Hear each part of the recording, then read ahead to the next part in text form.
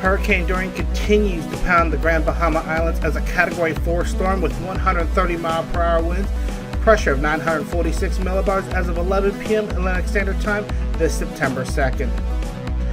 There's still a lot of uncertainty on where Dorian can go when it makes its northward turn, but it's projected to hit Nova Scotia as a Stage 6 on the CDPS, where it could dump as much as 5 to 8 inches of rain. Still going to be catastrophic damage for that area, and that does not discount any potential chances that it could hit the Carolina coastline as it does make this turn.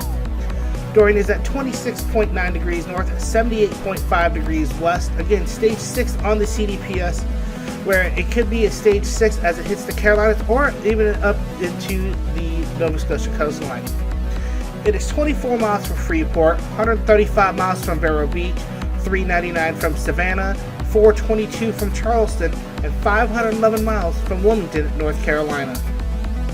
There are still hurricane warnings up for the northwestern Bahamas and Abacus Island, for Jupiter Inlet and Ponte Verde Beach, and hurricane watches from Deerfield Beach to Jupiter Inlet and up to Ponte Verde Beach to South Sanitee River. Rainfall forecast for Dorian is looking like this. It is still sitting very stationary for about the next 24 hours before it will start moving north. That rainfall then will start affecting the Florida, Georgia, and North Carolina, South Carolina coastline.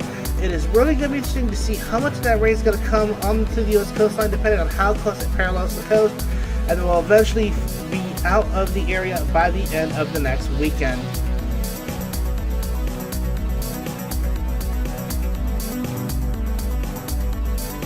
Sea surface temperatures for Dorian are looking like this: 28 degrees Celsius under it. It has sat over the same area for so long that it started to cool those waters by almost a degree or two as it's been sitting over the Bahamas coast. Here's the forecast for Dorian right now. It is still a Category 4. It could still break away from the Bahamas and get over the Gulf Stream and maybe re-intensify and maintain Category 4. But most models do have it in agreement. It will start to slowly, gradually weaken as it does parallel the United States coastline. Possible landfalls could be along the North Carolina coast in the Outer Banks before it will start moving up into the North Atlantic and could impact Maritime Canada by the end of late next week. By that time, it may be post-tropical, so it'll be really interesting to see what kind of impacts we're going to see there. Chances of tropical storm force winds over the next 5 days are looking like this: Freeport 99%, they're still getting hammered at this hour. Melbourne 89%, Charleston at 79%, Wilmington at 75%, and Savannah at 69%.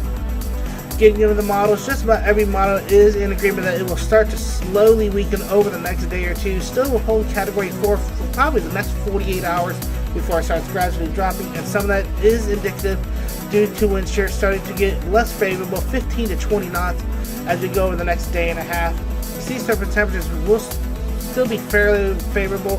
May start getting some drier air, and then you can see those models starting to make that curve. Could still hit the Carolina coastline. Getting into the visual imagery, you can see just how well Dorian is still holding itself.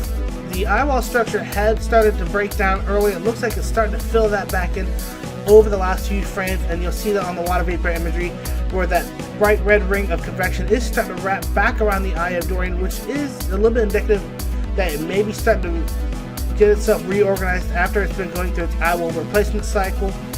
And still, its location is still right over the Grand Bahamas, so places like Freeport, Grand Bahama, they've been taking on hurricane force winds now for a good part of 36 to 48 hours as Dorian has been sitting stationary over this area. So the Bahamas, there's not really much to say about the Bahamas. They are still getting hammered at this hour. If you're in Florida, Georgia, or into the Carolinas, still stay on your guard, as it is still very uncertain on what Dorian's going to do once it decides to get out of this stationary path and finally starts to make this northward jog. That northward jog is going to determine just how bad the United States gets it. We'll keep an eye on this, and we'll have another update later on. Thank you for watching this production of Force 13. For more information about Force 13, you can reach us on all of our media outlets. Our website, force13.com, where we are revamping the website and writing new articles for your reading pleasure. We're also on YouTube at youtube.com/force13.